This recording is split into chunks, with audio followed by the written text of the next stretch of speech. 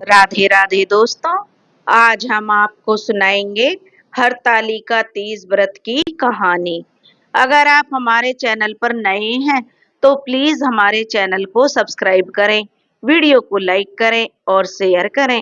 बहुत समय पहले की बात है। गंगा के किनारे एक छोटा सा गांव बसा हुआ था। बहुत ही सुंदर गांव था। चारों तरफ हरे भरे खेत, पीपल और बरगद के पुराने पेड़ और गंगा की लहरों की मधुर आवाज। हर साल भाद्रपद मास में गांव की औरतें हरतालिका तीज का व्रत बड़ी ही श्रद्धा से रखती थी। यह व्रत पति की लंबी उम्र और वैवाहिक सुख के लिए किया जाता है। और बिहार और उत्तर प्रदेश और कई राज्यों में इसका बड़ा महत्व है।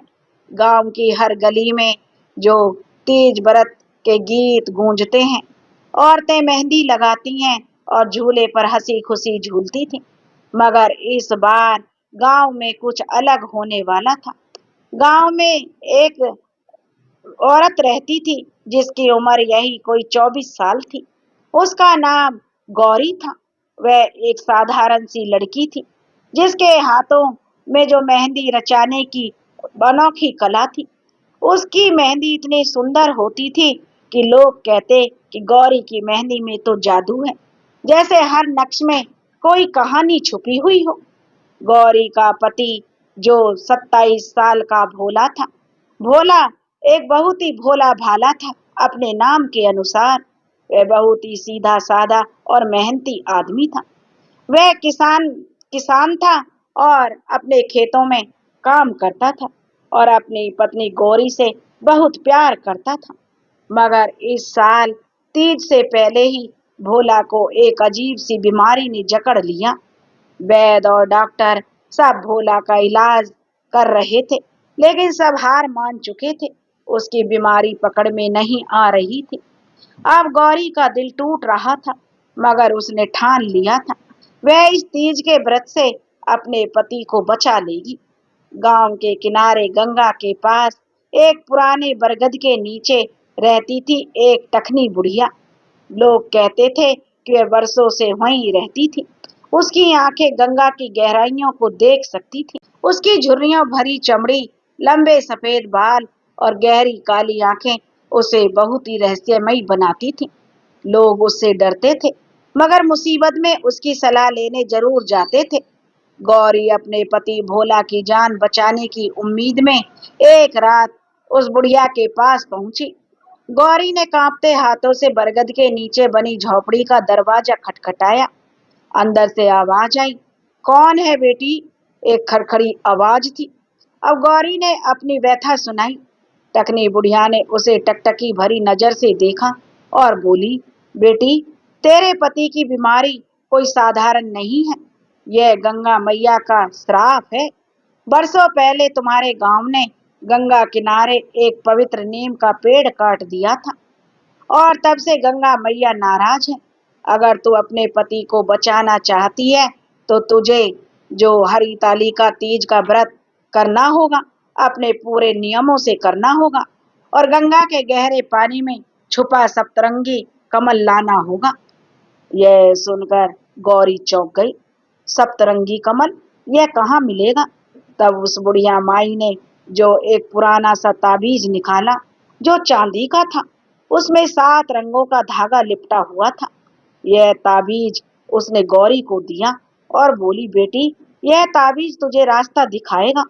उसने कहा, मगर याद रखना बेटी, हरितालिका तीज के व्रत के नियम सख्त है। एक भी गलती और गंगा मैया का श्राप और गहरा हो जाएगा। अब बुढ़िया माई ने जो गौरी को व्रत के नियम बताए, जो वहां की परंपराओं से जुड़े हुए थे। निर्जला व्रत के दिन ना अन्न खाना, ना जल पीना, केवल सच्ची श्रद्धा से व्रत पूरा करना था। 16 श्रृंगार और गौरी को हरे रंग की जो मेहंदी लगाकर पूजा करनी थी। काला, सफेद या नीला रंग नहीं पहनना था। हरे रंग की साड़ी पहननी थी या लाल रंग की। शिव पार्वती पूजा करनी थी। गंगा के किनारे मिट्टी से शिवलिंग और पार्वती जी की मूर्ति बनानी थी और सत्तू, मेहंदी और चुनरी चढ़ानी थी। झूला और हरितालिका तीज का गीत गाना था। पूजा के बाद गांव की औरतों के साथ झूला झूलना और तीज के गीत गाना जरूरी था। चंद्रमा को अर्घ्य देना, रात में चांद को अर्घ्य देकर ही व्रत खोलना था। सात्विक व्यवहार, क्रोध, झूठ या नकारात्मक विचारों से दूर रहना, झाड़ू को छूना या बाल धोना मना था। दान और कन्या भोजन, व्रत खोलने से पहले कन्याओं को भोजन कराना और दान देना। गौरी ने इन नियमों को दिल से मान लिया। उसने अपनी दो सहेलियां, जो कि 20-22 साल की थी, जिनका नाम राधिका और रुक्मणी था, उनको अपने साथ लिया।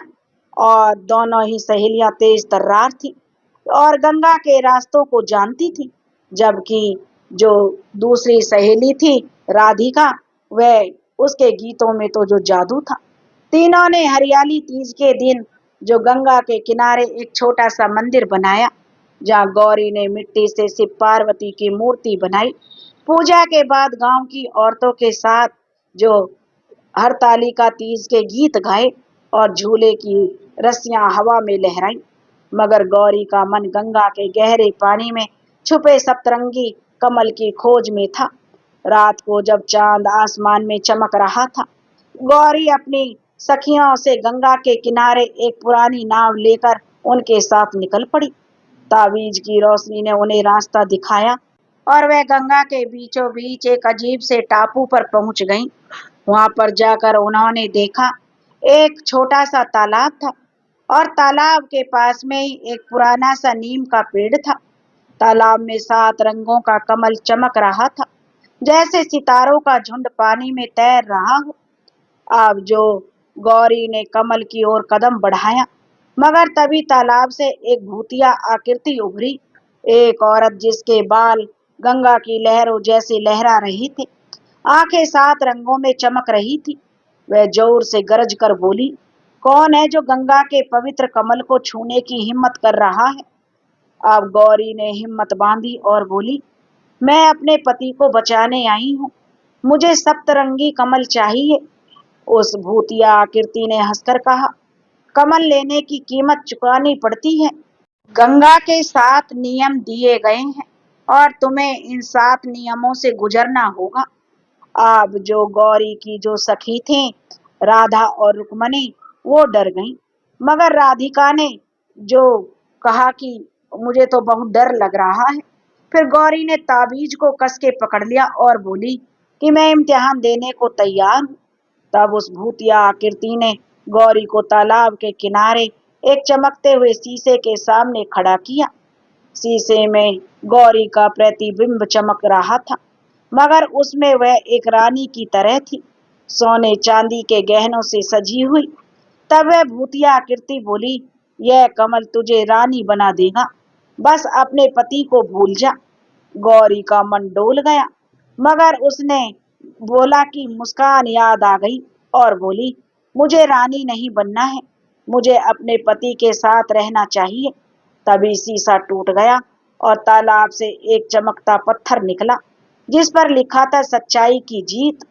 टापू पर अचानक आग की लपटें उठी और एक विशाल आकृति प्रकट हुई, जिसके हाथ में जलता हुआ एक त्रिशूल था। अपना गुस्सा दिखाकर उसने कहा, गंगा को जो गुस्से से ही जीता जा सकता है। तब गौरी ने ताबीज की रोशनी उस पर डाली और शांत मन से बोली, मेरा गुस्सा मेरे प्यार से बड़ा नहीं है, मैं संयम से जीतूंगी। आकृति धुंध में गायब हो गई और दूसरा पत्थर मिला। संयम की जीत हुई, उस पर लिखा था। तीसरे इम्तिहान में टापू पर एक जर्जर सी रस्सी का पुल दिखाई दिया, जो गंगा के गहरे पानी के ऊपर लटक रहा था। पुल के पार सप्तरंगी कमल चमक रहा था। वह भूतिया आकृति बोली, इस पुल को पार कर, मगर एक गलत कदम और गंगा तुझे उसमें निगल लेगी। अब गौरी ने जो हरतालिका तीज की पूजा में गाए गीत को याद किया और भगवान भोले शंकर और माता पार्वती का नाम लेते हुए पुल पर चल पड़ी। ताबीज की रोशनी ने रस्सी को मजबूत किया और वह उस पुल को पार कर गई। तीसरा पत्थर मिला, उस पे लिखा था श्रद्धा की जीत हुई। अब गौरी अपनी सखियों से कहने लगी कि अब तक 3 इम्तिहानों से गुजर चुकी थी, मगर 4 और बाकी थे। तालाब का पानी अब और गहरा हो गया था और हवा में एक अजीब सी सिसकारी गूंज रही थी। ताबीज की रोशनी में उन्हें एक गुफा दिखी, जिसके अंदर एक चमकता हुआ दरवाजा था। दरवाजे पे लिखा था, छल का इम्तिहान। तब राधिका ने जो गौरी से कहा, अब सावधान रहना गौरी, गंगा मैया हमारी सच्चाई की गहरी परीक्षा लेंगी। रुक्मणी ने जो जो हरतालिका तीज के गीत को गुनगुनाया। गंगा मैया हमारे प्यार की रक्षा करें, गौरी कहने लगी, मगर उसकी आवाज कांप रही थी। गौरी ने कमल को कसकर पकड़ लिया और बोली, चलो, हमने सच्चाई, संयम और श्रद्धा से जीत हासिल की है, अब छल को भी हराएंगे। अब गौरी अपनी सखी राधिका और रुक्मणी के साथ आगे चल दी और चमकते हुए दरवाजे की ओर जैसे ही बढ़ी, जिस पर छल का इम्तिहान लिखा था। दरवाजा जैसे ही खुला, एक ठंडी हवा का झोंका आया और सामने एक अजीब सा मायावी गलियारा था। गलियारे की दीवारें शीशे की ओर थी। हर शीशे में जो गौरी का प्रतिबिंब दिख रहा था, हर प्रतिबिंब में वह कुछ अलग थी। एक में वह रानी थी, दूसरे में एक साधारण गांव की लड़की और तीसरे में एक रहस्यमयी साध्वी। एक मधुर मगर धोखे भरी आवाज गूंजी, गौरी, तू कौन है? चुन ले अपनी असली सूरत और सप्तरंगी कमल तेरा हो जाएगा। गलत चुना तो गंगा मैया तुझे अपने गहरे पानी में समा लेगी। अब जो राधिका ने जो गौरी का हाथ पकड़ा और धीरे से फुसफुसाई, यह छल है गौरी, अपने दिल की सुन, ना कि इन शीशों की। और रुक्मणी ने भी जो हरतालिका तीज के गीत गाना शुरू कर दिया, गंगा मैया सच्चाई दिखा दे, झूठ का जाल हटा दे। अब गौरी ने ताबीज को कस के पकड़ा और आंखें बंद की। उसने अपने पति भोला की मुस्कान, गांव की सादगी और तीज मैया की पूजा की श्रद्धा को याद किया और बोली, मैं जो गौरी हूँ। उसने दृढ़ता से कहा, ना रानी ना साध्वी, बस एक पत्नी जो अपने पति के लिए जो दृढ़ निश्चय पर चल रही है। जैसे ही उसने यह कहा, शीशे टूट गए और गलियारा खत्म हो गया। उनके सामने एक चमकता पत्थर प्रकट हुआ, जिस पर लिखा था, छल पर जीत। अब 5वां इम्तिहान, अनादर का बोझ, गंगा का टापू, अब और रहस्यमयी हो गया था। चारों तरफ कोहरा छा गया, हवा में एक भारीपन था। ताबीज की रोशनी ने उन्हें एक नए दरवाजे की ओर ले गया, जो पुरानी जड़ों और पत्थरों से बना हुआ था। दरवाजे पर नक्काशी थी, एक गांव जहां लोग गंगा को अपमानित कर रहे थे, उसमें कचरा डाल रहे थे। दरवाजा खुलते हुए तीनों गंगा के किनारे जैसे माहौल में पहुंच गईं, मगर यहाँ पानी गंदा था और किनारे पर कचरे के ढेर थे। तभी एक बूढ़ी औरत की आकृति प्रकट हुई, जिसके कपड़े गंगा की लहरों जैसे नीले थे, मगर चेहरा उदास। वह बोली, तुम्हारे गांव ने गंगा का अनादर किया है। उसने कहा, इस गंदे पानी को साफ कर और अनादर का बोझ हटा। गौरी ने देखा कि किनारे पर एक टोकरी थी, जिसमें कुछ पुराने फूल, सत्तू और मेहंदी थी। उसने तीज की पूजा को याद किया और टोकरी का सामान निकालकर गंगा में प्रवाहित किया और साथ ही मन एक प्रार्थना गाई, हे गंगा मैया, हमारी गलती माफ करो। राधिका और रुक्मणी ने भी मदद की और धीरे धीरे पानी साफ होने लगा। वह बूढ़ी औरत मुस्कुराई और फिर गायब हो गई। एक और पत्थर फिर मिला, जिस पर लिखा था, अनादर पर जीत। अब रुक्मणी ने राहत की सांस ली और बोली, गौरी, तुम्हारी श्रद्धा ने गंगा मैया को मना लिया है। छठा इम्तिहान, विनाश का भय, टापू पर लिखा हुआ था। अब चारों ओर अंधेरा हो गया। ताबीज की रोशनी में एक तीसरा दरवाजा दिखाई दिया, जो काले पत्थरों से बना हुआ था और उस पर नक्काशी की हुई थी।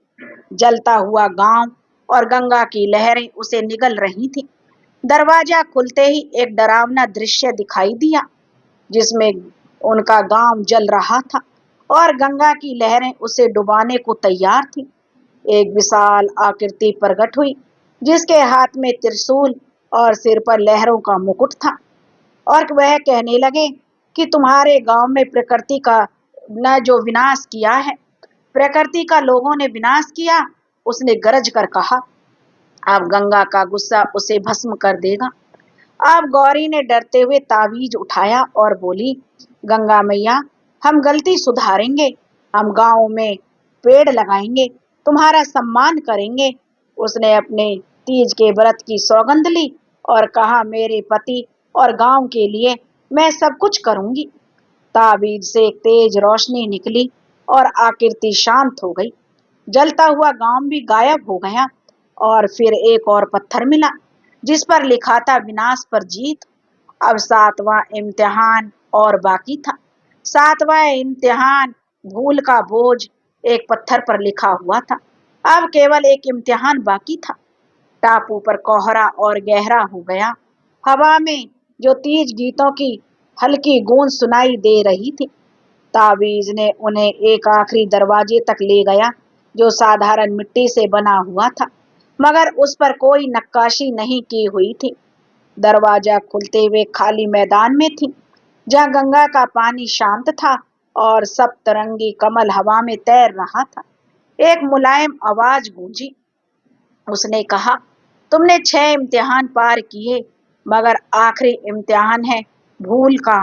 तुम्हारे गांव ने गंगा की परंपराओं को भुला दिया। क्या तुम उसे वापस ला सकती हो? अब गौरी ने तीज के नियमों को याद किया। निर्जला व्रत, 16 श्रृंगार, शिव पार्वती की पूजा। उसने गंगा किनारे मिट्टी से एक छोटी सी मूर्ति बनाई, मेहंदी और सत्तू चढ़ाया और तीज का गीत गाया। रुक्मणी और राधा ने भी गीतों में गौरी का साथ दिया। अचानक गंगा का पानी चमकने लगा और सप्तरंगी कमल गौरी के हाथों में आ गया। एक आखिरी पत्थर मिला, भूल पर जीत। मगर तभी टापू हिलने लगा और गंगा की लहरें उफान पर आ गईं।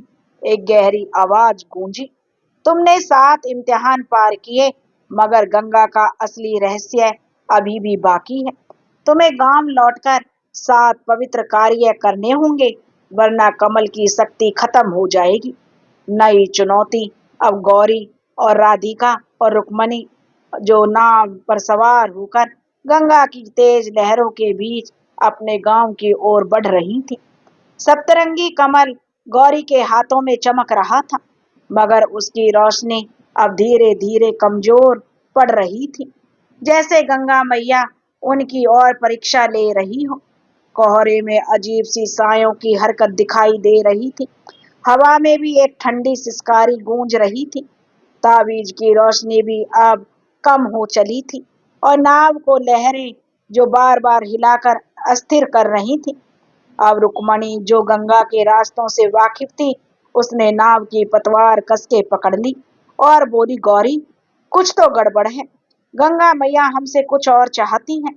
अब रुक्मणी ने जो तीज के गीत की जो गाना शुरू कर दिया, और गंगा मैया, हमारे प्यार की रक्षा करो, रास्ता दिखाओ। मगर उसकी आवाज में डर साफ सुनाई दे रहा था। तभी नाव के सामने एक बड़ी ही जो भयंकर सी भंवर उभरी। उसमें से एक विशाल आकृति प्रकट हुई। यह एक जल देवी जैसी थी, जिसके बाल लहरों की तरह लंबे और 7 रंगों में चमकते थे। उसकी आंखें गंगा की गहराई की तरह थी और आवाज इतनी गहरी कि नाव भी कांप उठी। अब गौरी से उसने कहा कि तूने 7 इम्तिहानों को तो जीत लिया, मगर सप्तरंगी कमल की शक्ति को गांव तक ले जाना अभी बाकी है।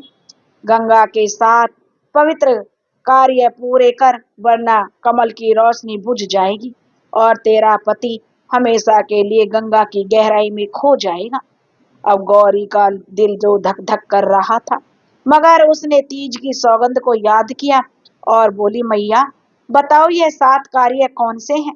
तब जल देवी ने मुस्कुराकर कहा, यह कार्य गंगा की शुद्धता, गांव की एकता और तेरे व्रत की सच्चाई से जुड़े हैं। पहला कार्य है गंगा के किनारे का पवित्र नियम, दोबारा पेड़ लगाना।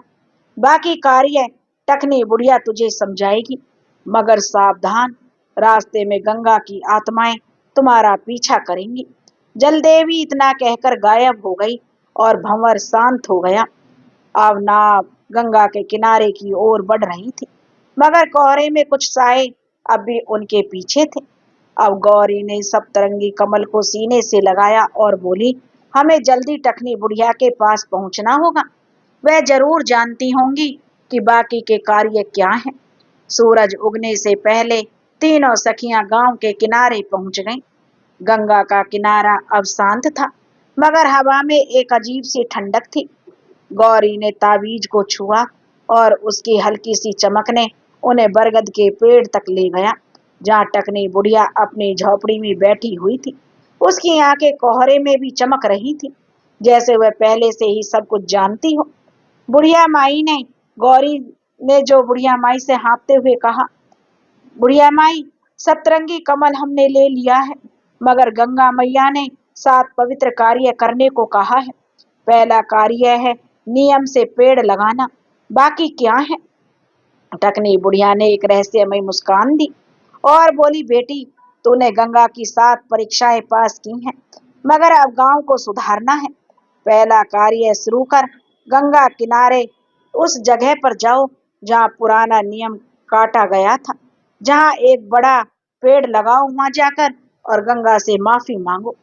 अब जो गौरी, रुक्मणी और राधिका गंगा के किनारे उस जगह पहुंची जहाँ सालों पहले नीम का पेड़ काटा गया था। वहां अब एक खाली मैदान था और जमीन पर पुरानी जड़ें अभी भी दिखाई दे रही थी। गौरी ने तीज की पूजा के नियमों को याद किया और मिट्टी में एक छोटा सा नीम का पौधा रोप दिया। उसने गंगा के जल का छिड़काव किया और गंगा जल छिड़का, मेहंदी और सत्तू चढ़ाया और फिर तीज के गीत गाते हुए प्रार्थना की, हे गंगा मैया, हमारी गलती माफ करो, हम तुम्हारा सम्मान करेंगे। जैसे ही उसने प्रार्थना पूरी की, जमीन हल्के से कांपी और नीम का पौधा तेजी से बढ़ने लगा, जैसे गंगा मैया ने उसकी पुकार सुन ली हो। एक चमकता पत्थर वहां प्रकट हुआ, जिस पर लिखा था, पहला कार्य फिर से जीत गई हो। मगर तभी हवा में एक डरावनी सी सिसकारी गूंजी और गंगा के पानी से सायों की आकृतियां उभरने लगी। टकनी बुढ़िया ने गौरी को बताया और अपने पास बुलाया। बोली, बेटी, दूसरा कार्य है गांव की एकता। गांव वाले गंगा के नियम भूल गए हैं। तुझे तीज की रात को गांव की औरतों को इकट्ठा करना होगा और सबको मिलकर जो तीज के गीत गाने होंगे। मगर सावधान, गंगा की आत्माएं तुम्हें रोकेंगी। अब गौरी ने गांव की औरतों को इकट्ठा किया। कुछ औरतें डर रही थी, क्योंकि गांव में जो भोला की बीमारी को गंगा के श्राप से जोड़कर देखा जा रहा था। मगर गौरी ने तीज के नियमों का पालन करते हुए 16 श्रृंगार किया, हरी साड़ी पहनी और गंगा किनारे एक बड़ा सा झूला सजाया। उसने गांव की कन्याओं को भोजन कराया और दान दिया, जैसा कि तीज के नियम थे। फिर उसने जो रुक्मणी की मदद से तीज के गीत शुरू किए। अब रुक्मणी की मधुर आवाज में गीत गूंजने लगे और फिर जो तीज के गीत गाने लगी, गंगा मैया हमारे सुख की रक्षा करें। मगर तभी गंगा के किनारे से कोहरा उठा, उसमें से सायों की आकृतियां निकली। यह आत्माएं गांव वालों की गलतियों की याद दिला रही थी। पेड़ काटना, गंगा को गंदा करना, परंपराओं को भूलना। अब औरतें डरने लगी, मगर गौरी ने ताबीज उठाया और बोली, हम एक हैं और गंगा मैया की कृपा से हम अपनी गलतियां सुधारेंगे। अब रुक्मणी और राधिका ने गीत और तेज किया और गांव की औरतों ने हिम्मत जुटाकर साथ दिया। कोहरा छूट गया और आत्माएं शांत हो गईं। एक और पत्थर फिर प्रकट हुआ, दूसरा कार्य एकता की जीत, जिस पर लिखा हुआ था। 2 कार्य संपन्न हो गए, मगर गंगा की लहरें फिर उफान पर थी और टकनी बुढ़िया ने दूर से आवाज दी, गौरी बिटिया, अभी 5 कार्य बाकी हैं। गंगा मैया की अगली परीक्षा और सख्त होगी। नई चुनौतियां। अब जो गौरी, रुक्मणी और राधिका अब और सतर्क हो गई तीनों। सप्तरंगी कमल की रोशनी अब थोड़ी सी मध्यम हो रही थी और ताबीज की चमक भी कमजोर पड़ रही थी। गंगा के किनारे अब एक अजीब सी खामोशी थी, मगर हवा में एक नई सिसकारी गूंज रही थी। टकनी बुढ़िया ने गौरी को बुलाया और बोली कि बेटी, तीसरा कार्य है गंगा की शुद्धता। तुम्हें गांव वालों को इकट्ठा करके गंगा के किनारे की सफाई करनी होगी। मगर सावधान, गंगा की आत्माएं अब और गुस्से में हैं। अब गौरी ने गांव वालों को बुलाया, मगर कुछ लोग डर के मारे पीछे हट गए। गंगा की लहरों में अब अजीब सी आकृतियां दिख रही थी। कोहरे में एक अजीब सी बड़ी सी छाया उभर रही थी। अब गौरी ने कमल और ताबीज को कस करके पकड़ लिया और बोली, हम गंगा मैया की सौगंध नहीं तोड़ने देंगे। जो हमसे कार्य होगा उसे पूरा करेंगे। तीसरा कार्य गंगा की शुद्धता। अब गौरी, रुक्मणी और राधिका ने गंगा के किनारे गांव वालों को इकट्ठा किया। कोहरे में उभरती हुई छाया अब और साफ हो रही थी। एक विशाल आकृति जिसके हाथों में गंगा की लहरें थिरक रही थी। उसकी आंखें क्रोध से चमक रही थी। और फिर एक आवाज गूंजी, गांव वालों ने मेरी शुद्धता को ठेस पहुंचाई है। क्या तुम मेरे किनारे को फिर से पवित्र कर सकते हो? गौरी ने तीज की सौगंध को याद किया और गांव वालों से कहा, हम सब मिलकर गंगा मैया की सेवा करेंगे। गौरी ने तीज के नियमों का पालन करते हुए हरी साड़ी पहनी, मेहंदी लगाई और गंगा किनारे की साफ सफाई शुरू की। गांव वाले जो पहले डर रहे थे, गौरी की श्रद्धा को देखकर उसके साथ में आ गए। रुक्मणी और राधिका ने कचरे को इकट्ठा करने में मदद की। और फिर जो रुक्मणी और राधिका जो तीज के गीत गाकर सबका हौसला बढ़ाने लगी। जैसे जैसे किनारा साफ होने लगा, कोहरा छूट गया और छाया शांत होकर गंगा में विलीन हो गई। एक चमकता पत्थर फिर से प्रकट हुआ, जिस पर लिखा था, तीसरा कार्य शुद्धता की जीत संपूर्ण हुआ। अब सप्तरंगी कमल की रोशनी फिर से तेज हो गई। चौथा कार्य कन्या भोजन और दान। टकनी बुढ़िया ने जो गौरी को बुलाया और बोली, चौथा कार्य है राधिका और जो रुक्मणी की सहायता से करो। अब जो गौरी ने कन्या भोजन और दान दिया। तीज की परंपरा में कन्या जो गंगा मैया का रूप होती हैं, गांव की कन्याओं को भोजन कराओ और उन्हें सम्मान दो। गौरी ने गांव की छोटी लड़कियों को बुलाया और उनके लिए सत्तू और खीर बनाई और उनसे जो अपनी मेहंदी की कला से कन्याओं के हाथ सजाए और हर एक को हरे रंग की चुनरी भेंट की। मगर जब भोजन शुरू हुआ तो गंगा के किनारे से एक अजीब सी हवा चली और कोहरे में सायों में फिर से हरकत शुरू की। एक बूढ़ी आत्मा प्रकट हुई और बोली, तुमने दान तो दिया, मगर क्या तुम्हारा दिल साफ है? अब जो गौरी ने ताबीज उठाया और बोली, मेरा दान मेरे पति और गांव के लिए है मैया, इसमें कोई स्वार्थ नहीं है। आत्मा मुस्कुराई और गायब हो गई। एक और पत्थर मिला जिस पर लिखा था, चौथा कार्य दान की जीत संपूर्ण हुआ। पांचवा कार्य शिव पार्वती की पूजा। टखनी बुढ़िया ने अगला कार्य बताया। पांचवा कार्य शिव पार्वती की सच्ची पूजा। तीज का व्रत उनके प्रेम का प्रतीक है। गंगा किनारे मिट्टी की मूर्ति बनाओ और सच्चे दिल से पूजा करो। अब गौरी ने गंगा की मिट्टी से शिव पार्वती की मूर्ति बनाई, मेहंदी और सत्तू चढ़ाया और जो तीज के गीत गाए और गीत गाते हुए प्रार्थना की। और रुक्मणी और राधिका ने भी साथ दिया। मगर पूजा के बीच में गंगा की लहरें उफान पर आ गईं। एक जल राक्षस की आकृति उभरी और वह बोला, तुम्हारी पूजा दिखावा है। उसने गरज कर कहा। अब जो गौरी ने डर कर जो किनारा किया और बोली, मेरी पूजा मेरे पति के लिए है और मेरा विश्वास अटल है। ताबीज की रोशनी ने राक्षस को शांत किया और वह पानी में विलीन हो गया। एक और पत्थर उभरा जिस पे लिखा था, पांचवा कार्य भक्ति की जीत। छठा कार्य गांव का पुनर्जन्म। टकनी बुढ़िया ने कहा, छठा कार्य है गांव का पुनर्जन्म। गंगा के किनारे 7 पवित्र पेड़ लगाओ और गांव वालों को प्रकृति का सम्मान सिखाओ। गौरी ने गांव वालों को इकट्ठा किया और साथ में नीम, पीपल और बड़ के पौधे रोपे। हर पौधे के साथ उसने गंगा का जल का छिड़काव किया और तीज के गीत गाए। गंगा की लहरों से एक और आकृति उभरी, मगर इस बार वह शांत थी। वह बोली, तुमने प्रकृति के सम्मान दिया है। उसने कहा, तुम्हारा कार्य पूरा हुआ।